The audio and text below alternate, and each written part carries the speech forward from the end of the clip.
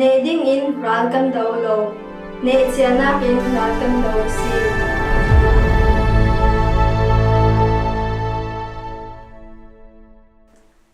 ni tin mana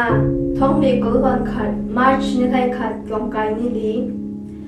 ne nak chau tu na si hi bang tok asikaw na in kan ni in du do tu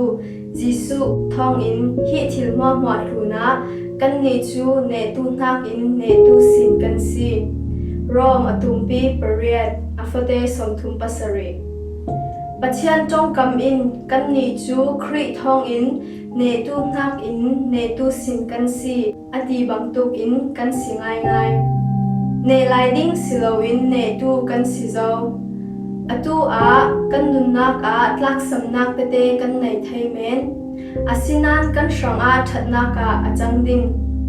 jiang a ti le Pathianin Jisu thong in hi chilma ma tluna kan ni chu ne tu nak in ne tu sin kan si ati ruang a ne nak chau tu kan si Pathian in kan ni chu sangbik i khai san mi khri sunga in red ti na thai ne nak muna red mi kan si zo ne tu kan si ruang a Pathian thu kan phuang ne ding in kan do lo ne chia zo nak in kan do son Satan in ne na kan chau mi fear le lak sak ding in azwam re ro thu phan le ti phan nak thon in do dal I kan tlak sam nak ton trai nak le kan nan nak sim cham pol mang in sia swa tum ring ring sikhal sela kan ni chu Jisu I damtar mi kan si zo jiang ati le Pathian trong kam in kan ma I sual rong a shrem ma apu thil thalau kan tua rong a vuak nak atong